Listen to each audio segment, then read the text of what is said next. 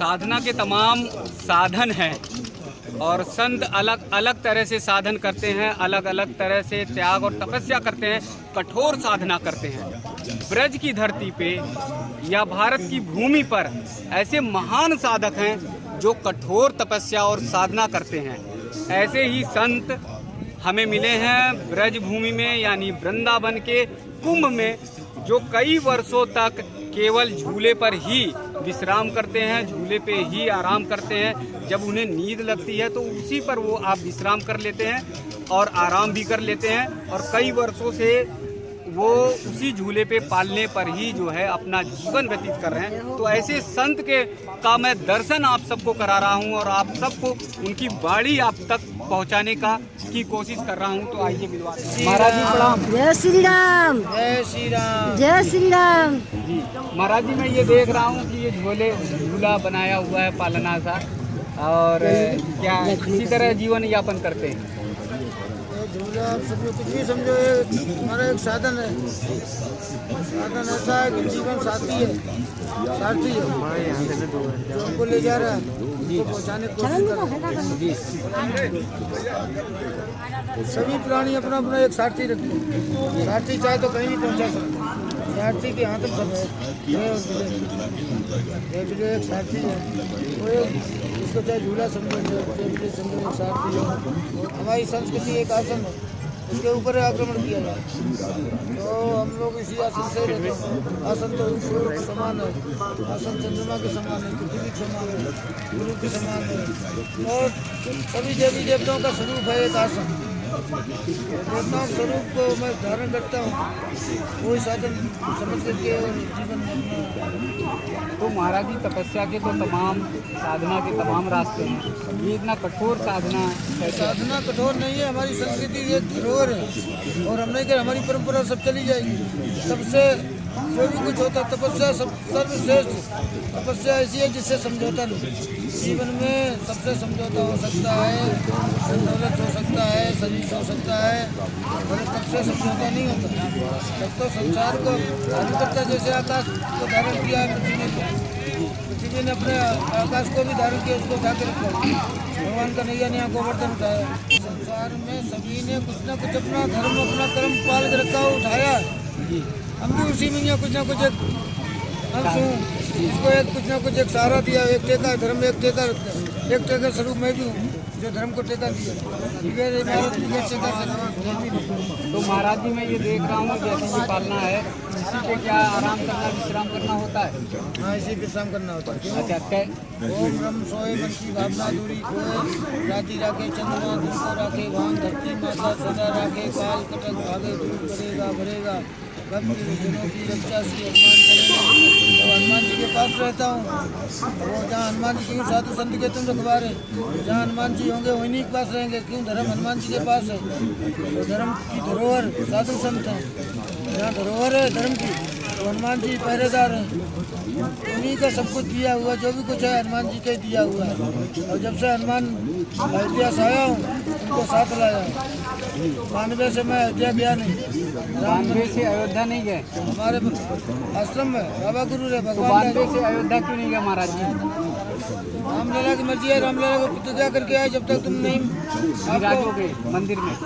मंदिर का भवन बनना है। भवन में वो तो रहते हैं, मंदिर में तो रहते नहीं, वो तो भवन में रहते हैं। भवन में रहते? हाँ, भवन तो ऐसा सुंदर होना चाहिए, चाहे लंका में भवन में विभीषण जैसे के घर में रहे। भवन एक कुल की सुहावा, हर मंदिर तहाँ भिन्न बनावा, रामायुगम के तुझे शोभा वर्णित, नौ तुलसी का बंद तहाँ देखे रामायुग। अयोध्या तो रामायुग की है, वो तो भवन है।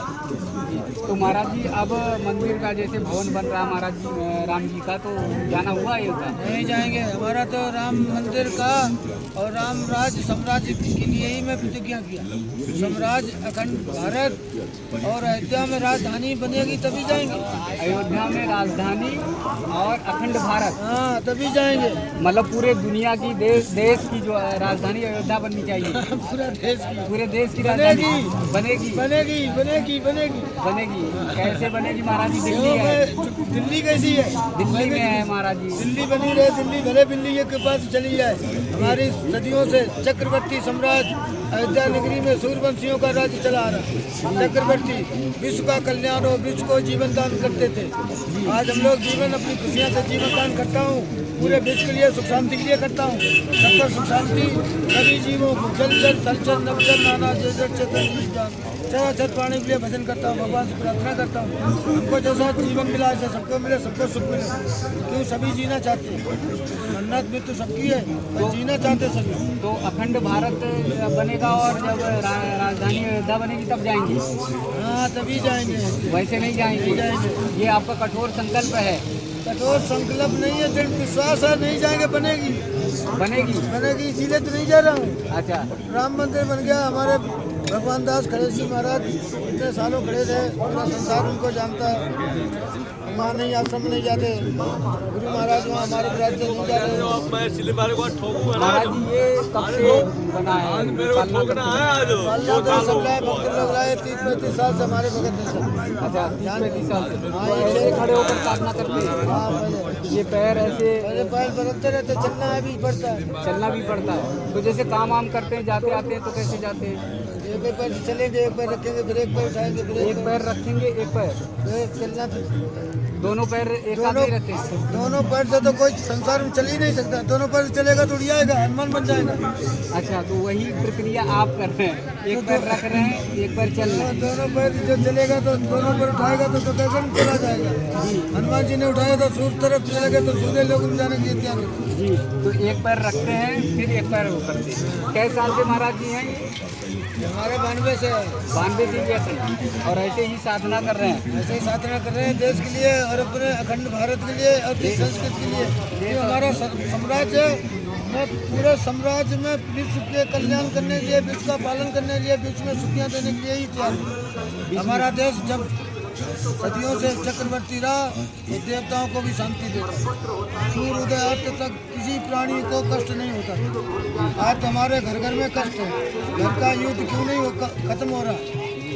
देश युद्ध खत्म हो जाता, वीर गति प्राप्त हो जाती है। गृह युद्ध से क्यों नहीं पीड़ित हो रहा? गृह युद्ध क्यों हो रहा? कौन से राजनीति, कौन से संस्था है, कौन सी सरकार है जो गृह युद्ध खत्म नहीं करा रही है? तो संत महात्मा क्या कर रहे हैं? संत महात्मा हम तो यही करें, शांति के लिए आप कामना करिए, विश्व कल्याण के लिए कामना करिए।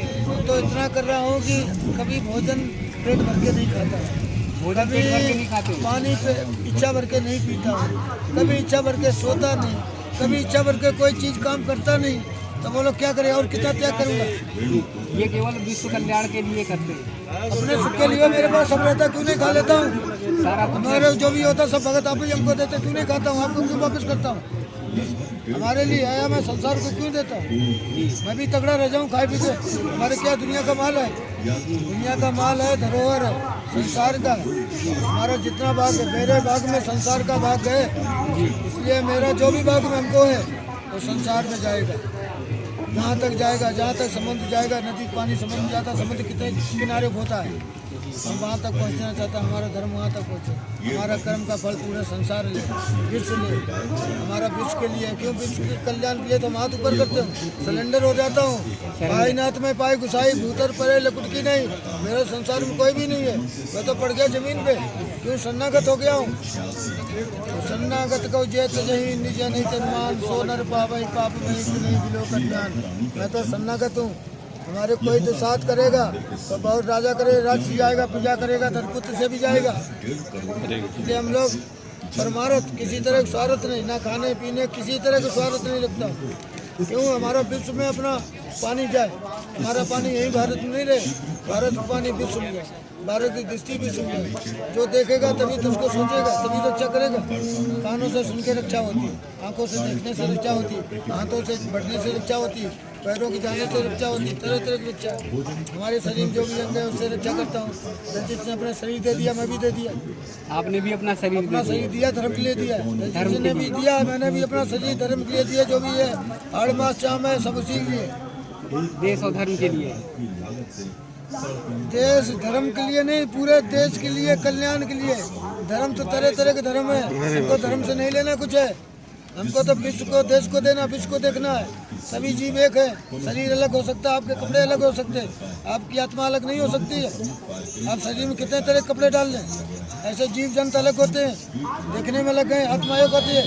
कुत्ते को पालो कुत्ता चाटता, कीड़ी को पालो कीड़ी दिखती, सर्प को पालो सर्प दिखता। जीव है, मनुष्य सभी प्रेम करना चाहता, मनुष्य भी सबसे प्रेम करना चाहता। ये प्रेम का संसार है। यहाँ जाति अभी अभी जाति बनी, मजहब बने, अपने अपने मजहब को जान नहीं सकता, कलेश कर रहा है, अपने आप को जानता नहीं कि मैं क्या हूँ, क्यों किसी को दुख दूँ। कोई कुछ कर रहा है करने दो, हजारों लाखों नाम है उसके, जिसने जिस रूप में देखा उसको देखने। क्यों आपस में लड़ रहे हैं? कुत्ते भी ऐसे नहीं लड़ते जैसे मनुष्य लड़ रहा है। घर घर में कलेश पैदा। संत को संभालना तो कितना चाहिए। संभाल रहा हूँ, जहाँ जाता हूँ संभालता हूँ। मेरे साथ में कोई भी हिंदू मुसलमान नहीं लड़ता। क्यों? उनको ज्ञान और बताओ तुम हो कौन। पहले अपनी जाति बताओ कि मैं क्या हूँ, अपने आप को जानो, फिर तुम धर्म को जानोगे।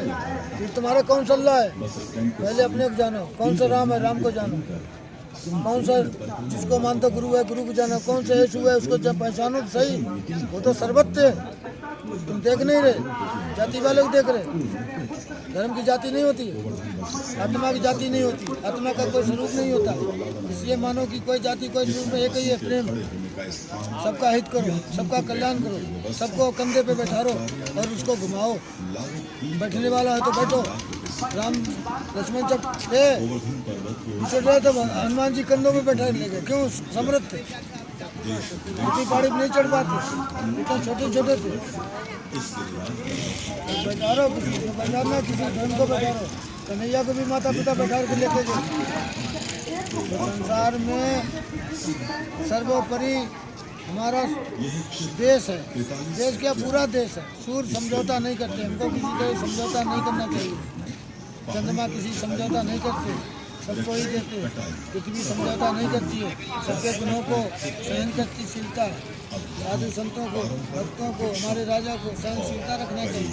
सभी देशवासियों को, सभी देश के राजाओं को सहनशीलता रखना चाहिए, जिससे प्रजा सुख शांति मिले। महाराज जी के अभी त्याग के बारे में आपने देखा, और महाराज जी के फिर मैं दिखाऊंगा कि कैसे ये आसन जमाए हुए हैं।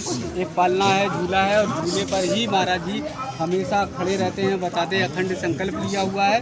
और आप ये पूरे झूले को देख सक रहे होंगे कि कैसे किस तरह से महाराज जी ने जो है झूले को लगाया, और यहीं पर कंठी का जाप करते हैं, माला का जाप करते रहते हैं।